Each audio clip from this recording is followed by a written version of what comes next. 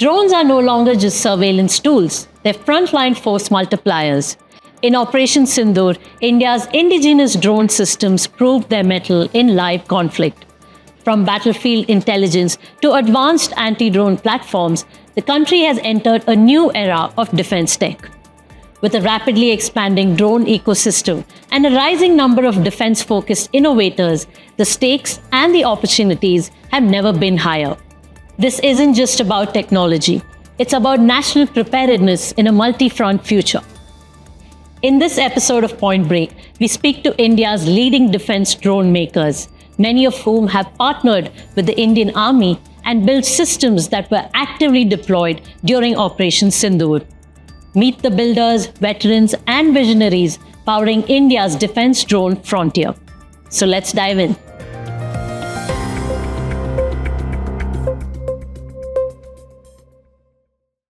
Good morning, gentlemen.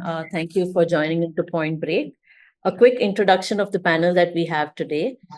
We have Major General R.C. Padhi, Senior Vice President of R&D at IgDrones, Captain Nikunj Parashar, founder of Sagar Defense Engineering, Ashok Atluri, Chairman and Managing Director, Zen Technologies, Ashutosh Baheri, CEO, Paris Antidrone, and Vipul Joshi, who's the co-founder and CFO of IdeaForge. Thank you for being here, gentlemen. I want to start with you, Major General R.C. Padhi. How has India's defense drone ambition evolved over time, sir? And are we still playing catch-up globally? I think a very interesting question. So, a little bit of history to that. So, I remember when I was the Military Operation Directorate during Kargil operation. So, we had purchased some drones, particularly Heron and searchers from the Israelis. And it was basically for reconnaissance and surveillance purpose. But there was a problem. You can take the video, but then digital maps are also not there. So we had the topographical maps that we digitized. Because satellite images were also two-dimensional, that was also of no use. So we digitized the maps, particularly the contours, so that we can get the height information. That is how it started. But then it had its limited purpose. Surveillance and reconnaissance combat was not there. Then thereafter, I was personally involved in the development of the softwares, which can power the drone inputs. Drone inputs means what? Images. You have to measure the drones, find out the exact location, your own location, target location, that kind of thing. So with ADE Bangalore, so there was a lady scientist and we worked together. Some softwares are available internationally. But then in the civil domain, the drones were popular, but it was the restrictive regime at that point of time. So only some drones were available for fun, but not for serious things like surveying, mapping, or other kind of things. But in India, the DRDO, HAL, private sector, they started developing the drones, and it was very interesting. I think we saw the effect of that beginning at that point of time during this Operation Sindoor, and many companies, and particularly the youngsters. I really salute the youngsters. Their imagination to because flying itself is a very interesting thing. So probably the drones caught their imagination, and despite the regulations, because I was doing a lot of policy advocacy at that point of time to deregulate things. So I think as an effect of that, so they started doing, they disregarded the policy regulation and they were involved. I met so many youngsters and they used to tell me, sir, I have developed this. How do I do some business? And business was really not available at that point of time. But now then we have got a large number of players, more than 500 plus drone companies in India. Big companies are also there. We have collaborated with the big players from Israel, the Elbit and like that. Israeli aerospace industry. These are the two major things. Otherwise, worldwide, America is number one. Israeli drones are excellent. And now we have got a number of drones. But there is a catch here. Indigenously, we don't have those strategic type of drones, which we can, we have got the drones which we can effectively use during the tactical areas. So that is 8, 10, 15 kilometers. when you are going to the depth, so we have got limited things. But I have seen some news items from HAL and some big players. So they have developed some bigger drones of collaboration of other. So we are fairly in a good state at this point of time. But as you know, growth is never static, it is dynamic in nature. So we have to grow. We have to grow, taking into consideration our present complex security scenario. Operation Sindoor is only as a comma, it is not a full stop. And we have got so many adversaries. We have got Pakistan, China, and then we know the development what is taking place in Myanmar, Bangladesh. So we have got a very complex security situation. So we have got a lot of opportunity, particularly for the drone industry and drone ecosystem. When I say drone ecosystem, it is a lot of components it goes into the drone, make it more powerful. It's not drone is a platform. The sensors and many other the electronics, avionics, your navigation systems. So there are many other things. So we need to strengthen our drone ecosystem, and there are a lot of opportunities that will help in strengthening our national security, as well as it will also get we can get a lot of business in the international market because a lot of foreign countries have shown interest in Indian defense products. I think that is how is the state today. Thank you, sir. Captain Nikunj, can you add something to that? Like, what do you think? Are we still playing catch up with it, or we have way evolved compared to how it has been a few years ago? No, certainly we have evolved compared to what it has been few years ago. And if you see players like Idea Forge, is the already there in the market, and we grew alongside them while they were doing it. So we have come a long way. I think the Operation Sindoor was a testament to it that without naming any one of us into it, indigenous drones were used and are being used on regular basis. So those few days of the operations were very exciting for all of us who were on ground, also working in hand to hand and shoulder to shoulder to our forces on the field. Yes, the ecosystem still has to come up in a very long way, and though the industry has been very promising, the forces have been very promising, and the government has come forward.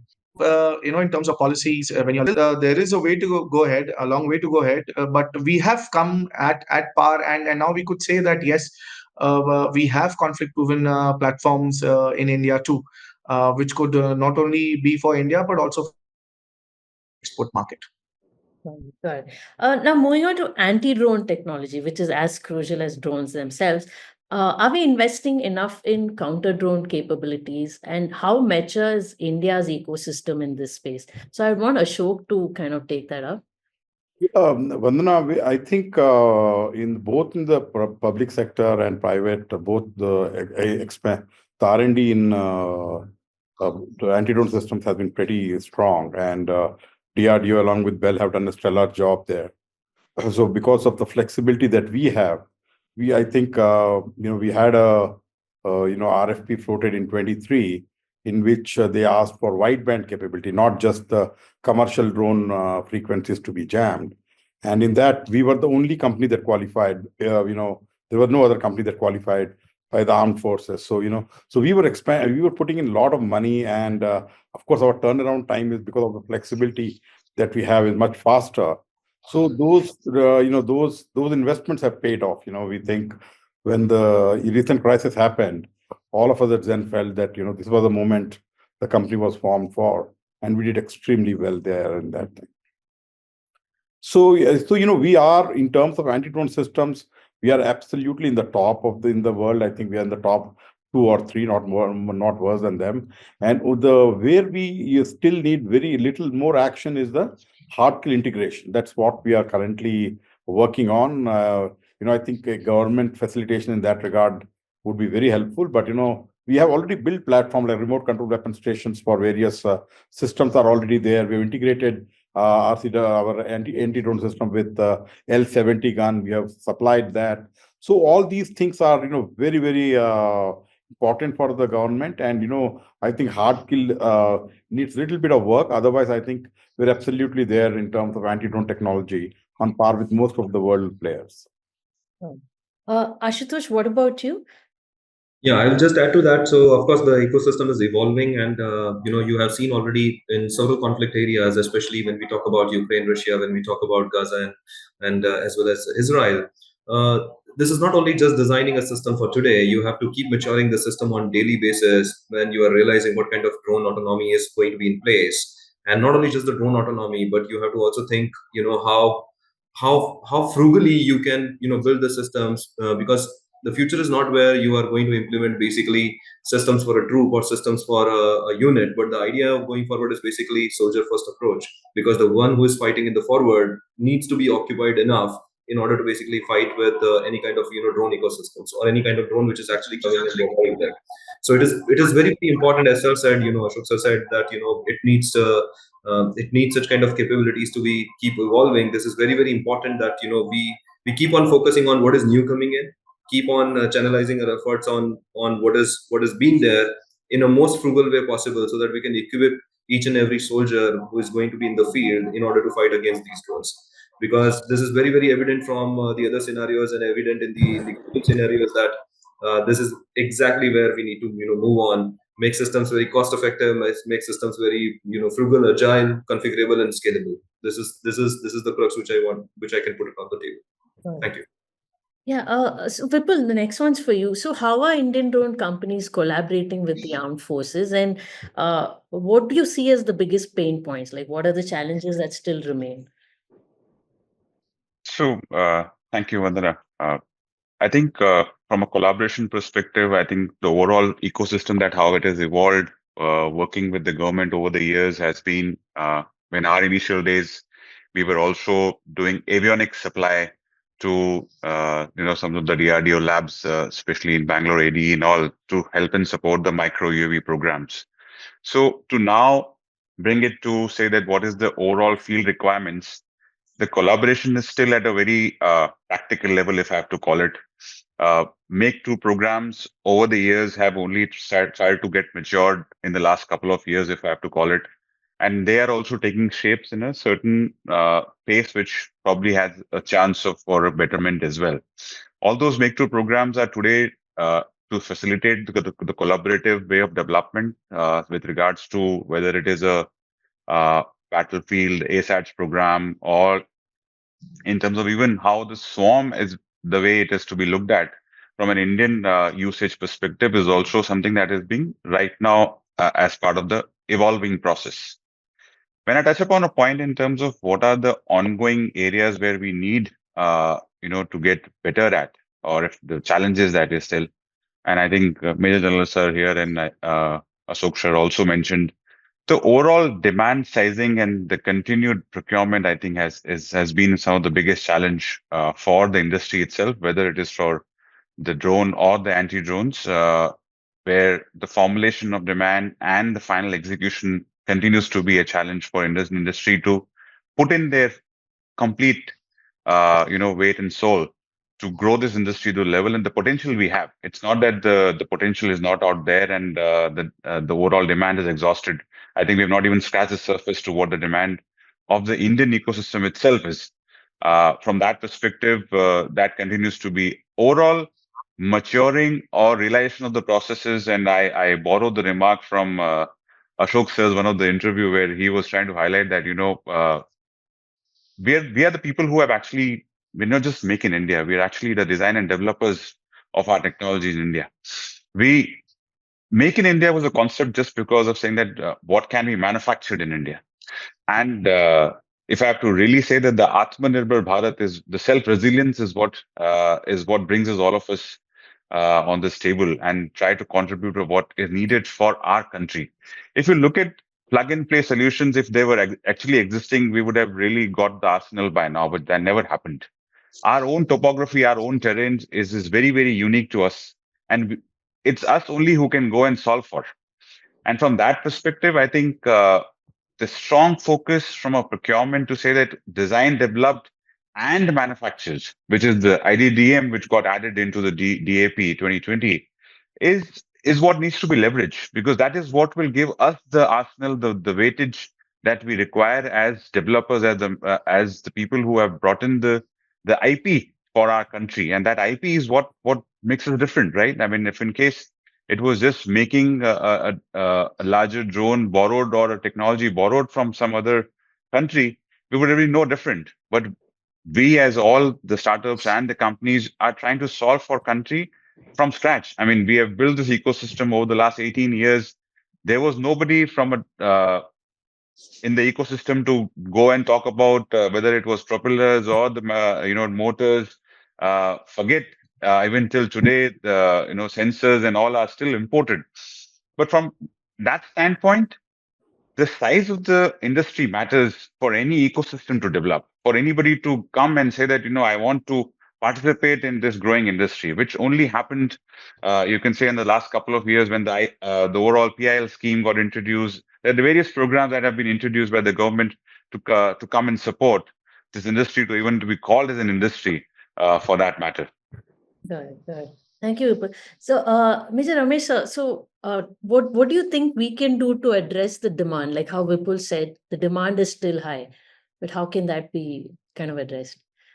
Thank you for asking me this question. In fact, this was coming to my mind when people said about that, the size of the market. I have served Army 36 years, so I know what happens there and the procedure there. And last 10 years, I've been associated with the industry and the academia. Now, in Army, the system is that we have got something called authorization. Like an unit will have, say, 1,000 rifles, so many LMGs, MMGs, motors, things like that. So far, for drones, it is not there. Only this time we have realized during Operation Sindoor that drone is also part of your arms arsenal.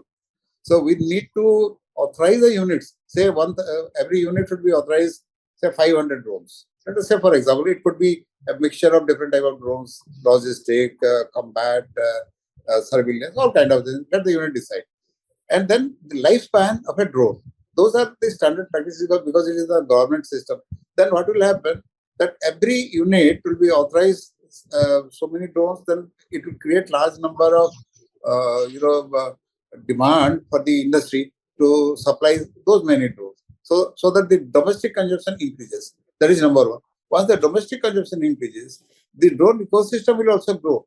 And the parts which you are importing from outside, like particularly the sensors. Sensors are a very important thing. There are so many types of sensors: thermal sensors, optical sensor, mapping sensor, lidar sensors. There are so many types of sensors. So that will also grow. And once we grow, and once we have got a big ecosystem of drone manufacturing and its components, then we can get access to the international market. So we'll get access to that. That is how we can grow step by step. We create demand within within our own country, and then if we are able to generate a market within India, and the consumption is because it will be very good, because our army is about 13 lakh strength. And then we have got the CAPF, we have got the state police forces, then we have got the various state departments. They are also requiring drones. So the drone, because now they understand the importance of drones. So these are all that will propel demand for the drone industry. I think that is one of the major things which you have to focus at this point of time. And the cost is so less. Once we manufacture domestically, the cost is not very high. And high-end drones are required not in large quantity. The mass quantity is your small drones. You're basically your surveillance drones, your logistic drones, and your FPV drones. These are, those big dummy drones are long distance, what we call the long endurance and HAL varieties, or long endurance and longer distance which cover male and HAL. Those varieties. I'm not getting into that jargon. But basically what I said, the smaller thing has got a much bigger market. I think this is how we can grow. And most important is the research component. We have to also involve the academia to help the industry in developing particularly improving your electronics and the avionics, then battery, that is a power supply thing. And when different, that also we are mostly importing sensors, then application software, which has to be AI powered. some of us, we have developed our own application software, particularly IgDrones. We have got our own application software, which is indigenous. We have developed. Even design also we are doing for our drones. So also the other companies are doing, but many are also assembling. So we have to strengthen our domestic ecosystem that way, so that we are really Atmanirbhar Bharat in everything, every aspect of the drone. Right. Ashok, what do you have to say to that? Do you think now after Operation Sindoor, there's going to be more kind of collaborations with the armed forces? I think one thing is, listen, the last 10 years have been phenomenal for the industry, the defense industry, and they have really supported us, the armed forces. We are on a different scale altogether. I think whether it's Idea Forge or Saga Defense or any of the startup, the amount of support that we have got from them is tremendous. So but and we have the work, and the thing is, our wish list is still there. There's a long wish list. And one thing is that they should really accelerate the procurement cycle, and they should place a lot of orders. They should not delay it, because what happens is, companies which are really innovative, they need continuous flow of money to do further R&D, deeper R&D. And we are talking about world's best drones, we have world's best anti-drone systems. What are the orders that we are receiving compared to the larger companies overseas? It's not really significant. So really, Army, especially after Operation Sindoor, now the confidence has gone up. They should identify companies that have done a great job and really, and again, R&D capabilities are not something, if you give me R&D money, I'll do R&D. R&D is something almost like I would say, like a deformity or something. Congenital it is, it is there in the DNA of a company. If they do, they keep doing it. And if you give money to those companies, those guys are not going to buy Mercedes, they're going to reinvest in the company, it's like R&D itself, creating better products. So they have identified, they have proven themselves. Now please start investing. And my biggest worry is now they start floating the RFI, RFP again, the cycle. 3 years are going down the lane. So they don't, and unfortunately, as General Padhi said, this is a pause. The Operation Sindoor, and is just a pause. Now what's happening is a pause, it's not a stop. So we have this small window of time, maybe 2, 3, 4 years. I don't know. We really need to accelerate and ask the industry to work fast and supply to the armed forces absolutely the top of the line equipment so that they can fight better. And again, I think General Padhi will agree with me. Next war is going to be a multi-front war. It's not going to be single front with the backhand support from the other countries. It's going to be full. Are we really ready for that? If we have to be ready for that, the army has to really do their best. And the industry is, I think, fully behind, heart and soul behind the armed forces. So we are going to do our best. Yes. I'd like to add what he said. Yes, ma'am. We follow a doctrine. Earlier during my service also, I always used to say the next war will be fought by the techies from Bangalore. And we saw that happening during this Operation Sindoor. How important is the technology? It is a force multiplier, less casualty and more lethal. So the next war is going to be more aggressive than what we saw just now.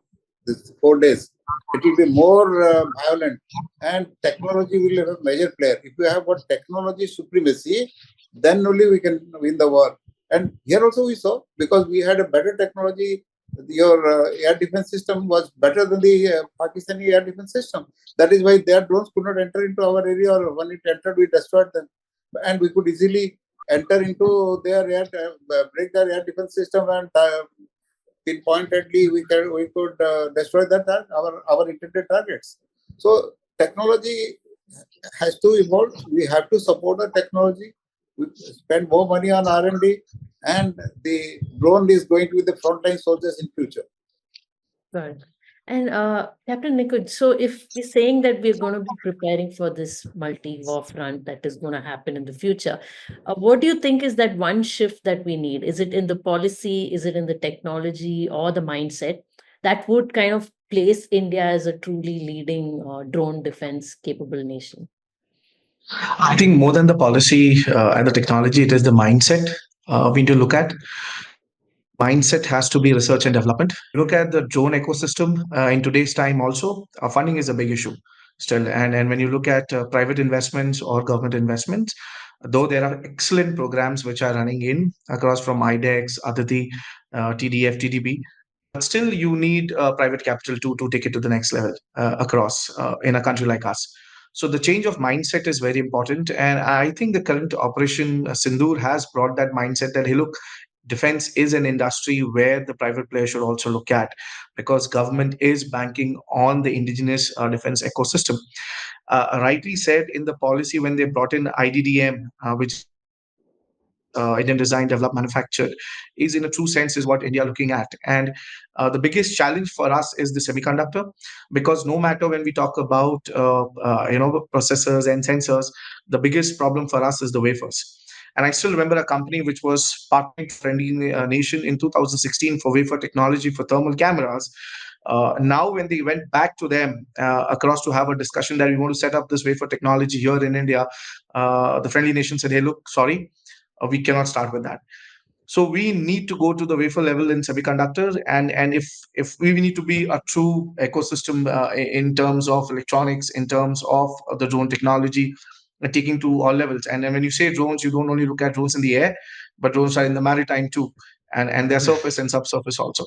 So you need to get into the wafer technology. So it's a mindset which we need to really change across, and that mindset will bring up the new India, and we have proven it, right? In this asymmetric warfare, India is prepared for it. So yes, we need to be prepared downside across also in the technology supply chain, and that can only happen with the mindset. Same question for you, Ashutosh. What do you think is that Okay. one shift that we need? Yeah, so what we need really is basically special purpose vehicles between the tri services and the industry working very, very closely with each other, forming some kind of consortiums so that, all what we have said on this panel, with respect to the components and with respect to the supply chain is also sorted. And as well as, it's not about just we developing the systems and, delivering the systems to the customer. It's about we educating the customer what is needed for the next generation warfare, how they are going to basically handle the next generation warfare being in the field, and what exactly frugally they need to deploy in order to make sure that they are occupied enough in order to handle those kind of next generation warfare. So that would be my And Vipul, just an extension of that same question. Do you think any form of global collaborations can also help India kind of be in the frontier of defense drone capabilities? See, I think I again go back to saying it's not that India is any less capable of developing something on their own, and the panel here is sort of representation of what we are capable of. People from global arena have tried and come and put their hands on some of the use cases that are there or have been validated so far by our forces. But there is a strong presence in India itself to solve for our own problems. I don't think individually any technology outside, and I resonate what Nikunj also mentioned, that what we need to solve for is the baseline itself, right? The availability of right set of ecosystem or the infra which can help us do what we want to do in the country, rather than keep looking for supply chain which is global, and to everybody's own whims and fancies, they curtail the overall supply chain, they prioritize who they want to participate with, and all of that. I think that is more of the requirement. If you look at global players or the global countries which have sort of advanced into some of these technologies, there's a lot of emphasis or impetus by the government to sort of de-risk them from the capital infusion which is required. A lot of programs run wherein the capital is actually infused by the government themselves to run and get this technology to a certain level, wherein it can be then proliferated to a larger sort of use case within the own country itself. And that mindset is what is required. And even in the PLI scheme, it is to say that, okay, it's not just about how do you refund what has been claimed as part of the revenue, but also what is that you can claim from what you have put your money behind development.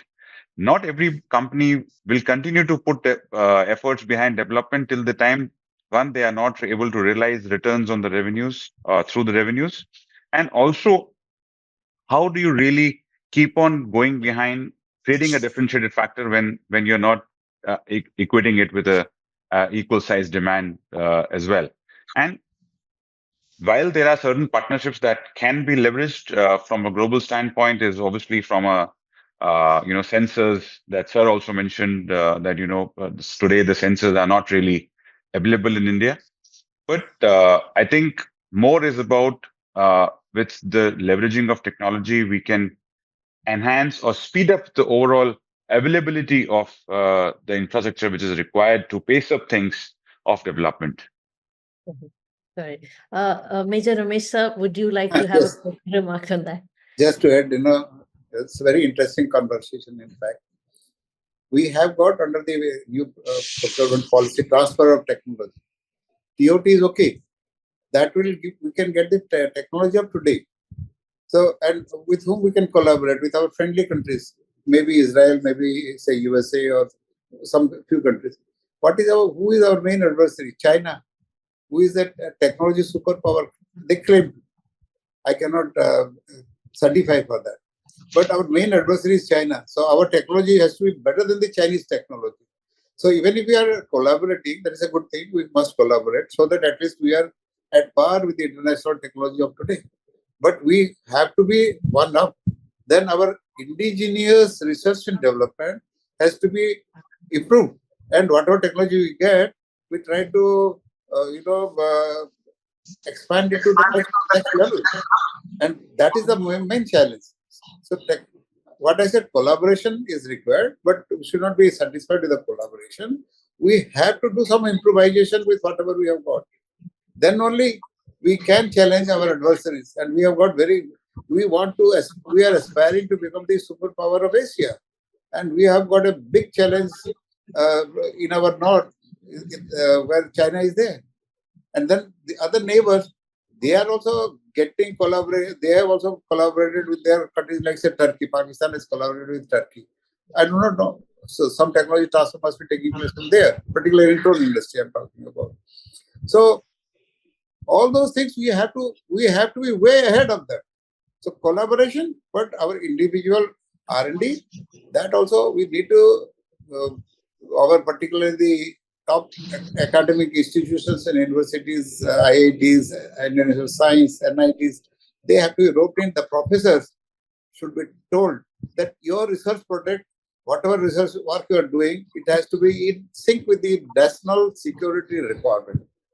Not you just publish a paper or some small thing. It has to have a direct application of bearing to our national security requirement.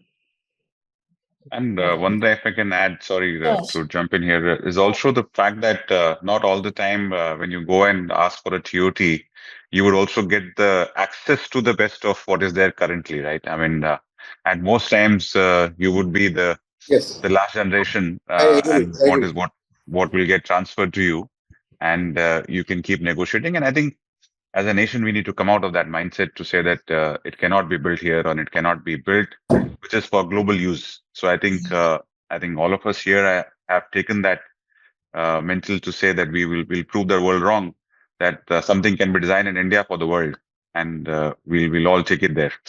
All right. Thank you so much. That's a very nice way to end this conversation and this discussion. Thank you, gentlemen, for your time. This has truly been insightful.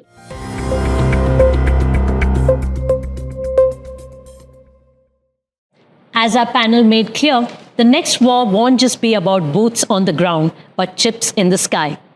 From battleground breakthroughs to policy pushbacks, one thing is clear. Make in India is now being built for the battlefield, not just the boardroom. But to truly lead, we need more than innovation. We need intent. The future of warfare is fast, autonomous, unforgiving. India's defense drone makers are ready.